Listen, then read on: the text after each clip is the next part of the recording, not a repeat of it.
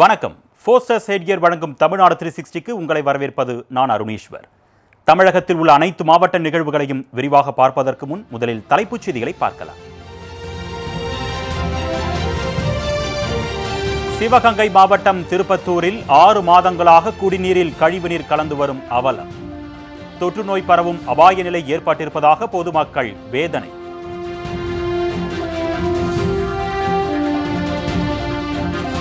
அரியலூரில் கௌரவ விரிவுரையாளர்கள் 4வது நாளாக போராட்டம்.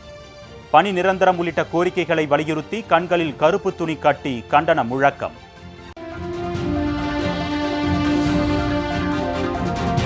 கொடைக்கானல் பேரிஜம் பகுதிக்கு சொந்த வாகனத்தில் வரும் சுற்றுலா பயணிகளுக்கு அனுமதி மறுப்பு. வனத்துறையிடம் கட்டணம் செலுத்தி அனுமதி பெற்ற வாடகை வாகனங்கள் மட்டுமே அனுமதிக்கப்படுவதால் பயணிகள் ஏமாற்றம்.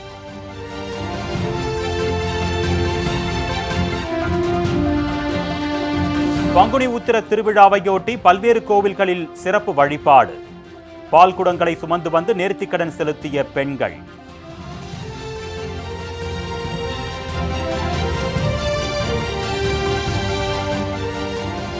கோவை மேட்டுப்பாளையம் பகுதியில் யானைகள் குறித்த அரிய தகவல்களை விளக்கும் வேழம் இயலியல் பூங்கா.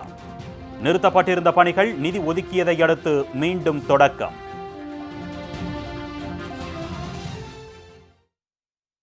இனி விரிவான செய்திகளை பார்க்கலாம்.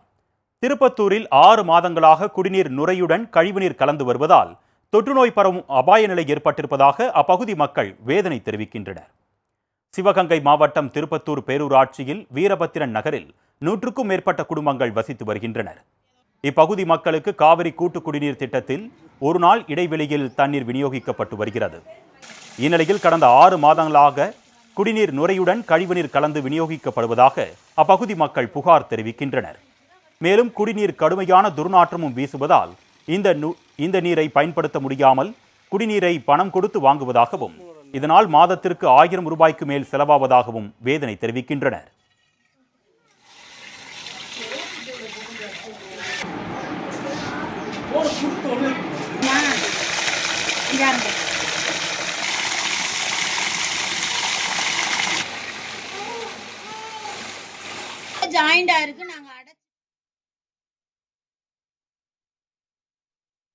ஒரு மணி நேரம் தண்ணீர் விநியோகிக்கப்படும் நிலையில் அரை மணி நேரம் நுரையுடனும் கழிவுநீர் கலந்து வருகிறது என்று அதன் பின்னர் அரை மணி நேரம் தெளிந்த நீர் வருகிறது என்றும் கூறும் அப்பகுதி மக்கள் இதுகுறித்து பேரூராட்சி நிர்வாகத்திடம் பலமுறை புகார் அளித்தால் முதலில் வரும் தண்ணீரை பிடிக்க வேண்டாம், தெளிந்து வரும் நீரை மட்டும் பயன்படுத்துங்கள் என்று அலட்சியத்துடன் பதிலளிப்பதாகவும் ஆனால் அந்த நீரும் துர்நாற்றம் வீசுவதால் தொற்று நோய் பரவும் அபாய நிலை ஏற்பட்டிருப்பதாகவும் அப்பகுதி மக்கள் புகார் தெரிவிக்கின்றனர். எனவே தங்களுக்கு சுத்தமான குடிநீர் வழங்க வேண்டும் என்று அவர்கள் கோரிக்கை விடுத்துள்ளனர். இங்கே தண்ணி வரலையா? தண்ணி வந்து எங்கே வருது? 4 மாதம் ஆச்சு. தண்ணி வரல, ஒன்றும் இல்லை. சாக்கடையாக வருது தண்ணி. யாரும் இங்கே அதுவும் பார்க்க மாட்டாங்க. சாக்கடையை தெரிஞ்சிருது, சீக்குதே அது மேகாலாம். தண்ணி தொகை இங்கே சாம்பார் நீ போகிறது வருது. கிலோமீட்டர் இருக்கும் இங்கேருந்து? இங்கே 2-3 கிலோமீட்டர் சார். என்ன மாதிரி கம்ப்ளைண்ட் பண்ணியிருக்கீங்களா? அது மாதிரி இங்கே வருவாங்க, சும்மா பார்ப்பாங்க, பார்த்துட்டு அப்படி ஆக்சிடென்ட் பண்ணி போயிடுவாங்க. அப்போ ரோட்டு போடுவாங்க, வருவாங்க, அன்னைக்கு வந்து க்ளீன் பண்ணுவாங்க. ரோடை பார்த்தீங்களா எப்படி? ரோடெலாம் போயிட்டுருக்கோம்.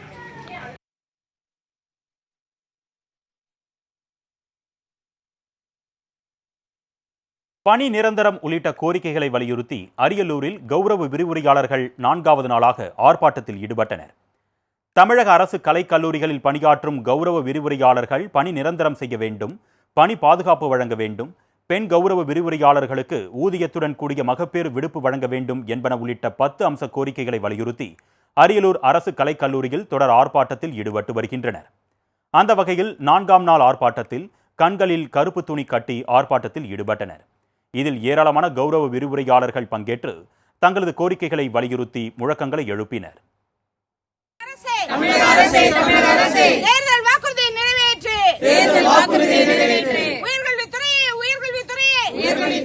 உயர்கல்வித்துறையே ஊதியத்தை உயர்த்திடு வழங்கிடு 12 மாதம் ஊதியத்தை வழங்கிடு பிடித்திடு EPF பணத்தை பிடித்திடு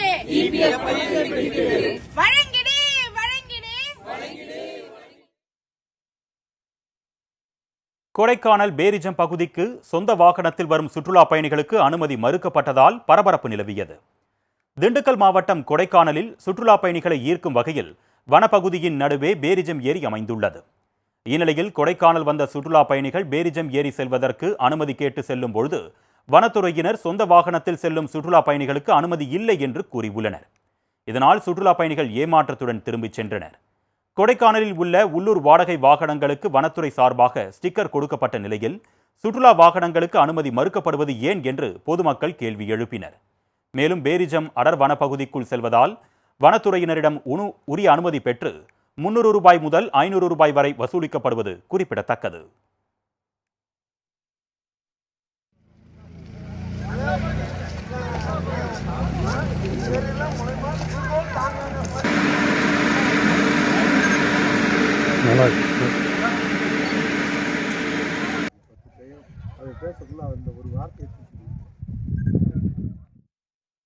சொந்தமாக வரும் வாகனங்களுக்கு அனுமதி இல்லைன்னு எந்த ஒரு முன்னறிவிப்பும் இல்லாமல் அறிவிச்சிருக்காங்க. இது பார்த்திங்கன்னா வரக்கூடிய சுற்றுலா பயணிகளை மிகவும் வருத்தத்தில் ஆழ்த்தியிருக்கு.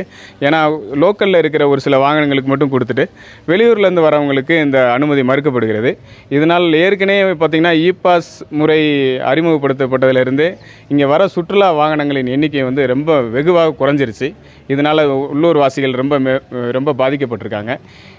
இப்படி முன்னறிவிப்பு இல்லாமல் செய்கிற அறிவிப்புகளால் சுற்றுலா வாசிகளுக்கு மிக பாதிப்புகள் உருவாகுது.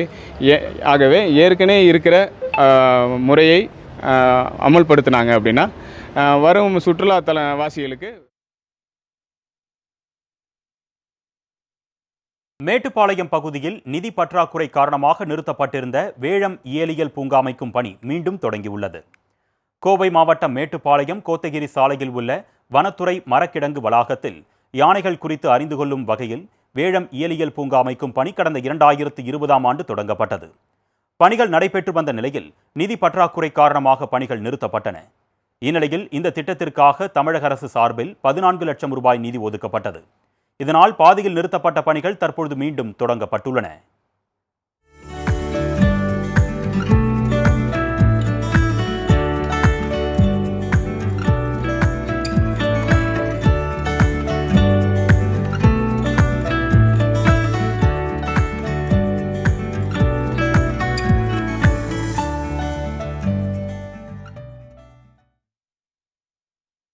வனத்துறை சார்பில் அமைக்கப்பட்டுள்ள இந்த வேழம் இயலியல் பூங்காவில் உலகில் வாழ்ந்து மறைந்த மற்றும் வாழ்ந்து வரும் யானை இனங்கள் குறித்த சுவர் ஓவியங்கள் வரையப்பட்டு வருகின்றன.